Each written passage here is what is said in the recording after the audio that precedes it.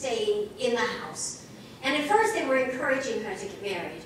And then they asked, as she started to write her books, she got interested in Mr. Warren, who was from the publishing company.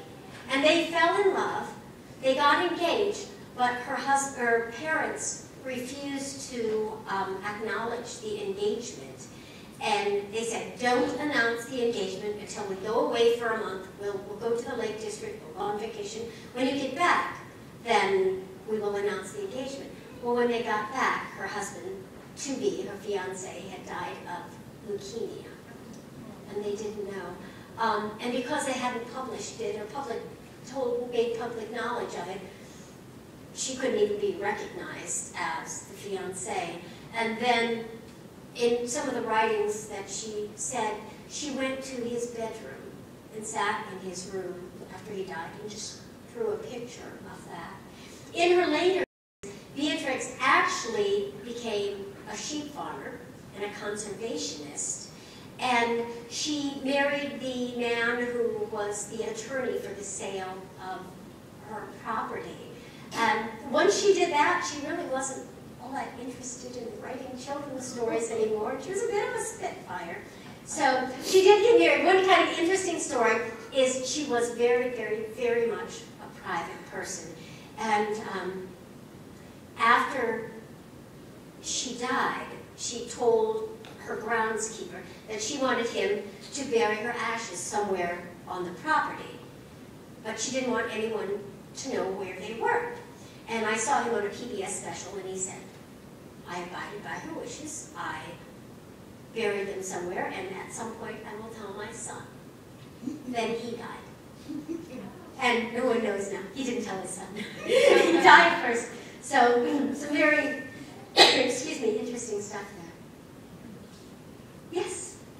What gave you the inspiration to study about her, and what was the inspiration, the influence? How did this all start for you?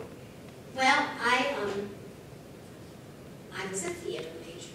And I did quite a bit of theater and performing. Then I got married and had children, and they sort of became my life. And when my son was in kindergarten, he's now 19 years old, I was in the library in around Roland Park, somewhere around there, excuse me, and I just saw these books and I started reading about her, and I was like, wow, this is really an exciting lady. And I had done educational children's theater in Florida for a professional company, and I thought, I wonder if that would be a good story. So I talked to the librarian, and she said, oh, that would be a wonderful, wonderful idea.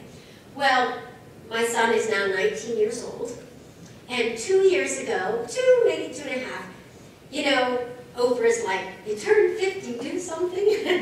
So I just decided to revisit my Beatrix Potter stuff, and then I found out they came up with a movie, so everybody else had the idea too by then. But it was curiosity and reading about her, and I just said, this woman's fascinating. This is amazing. I didn't know all that about her. So from there, I began to write it, and I'd never written any music, and I was actually we have something, a church, big church picnic, and I was telling a man, I said, oh, I always had this idea about writing a play, and he said, do it. You can do it. And so he encouraged me to do it, and I thought he was going to help me with the music, and he sort of did, but he said, do it, write music. And I said, I've never written music. He said, write music. So I did, and I thought, well, Britney Spears can write music. So, nothing to take away from her, but okay, you can do this. So, then over a process of a few years, and I've been workshopping it at different schools and such, and then eventually, it came to fruition. And when I did it originally, I had 2 characters. I had my daughter playing the young bee, but then she was growing, and there were times when she wanted to do it, and she didn't want to do it. So I said, okay, I'm just going to be all the characters. So I was. Oh, and I want to tell you, if you liked this, because actually the Beatrix Potter Society in England has corresponded with me a little bit. So, if you look Beatrix Potter, Her Life and Legacy on Facebook, if anybody does Facebook, become a member and then just write it, you know, if you liked the show or something, say that would be really, really cool. And do I have my little cards? I have some, hey Ellie, would you go, are they back there? Yes.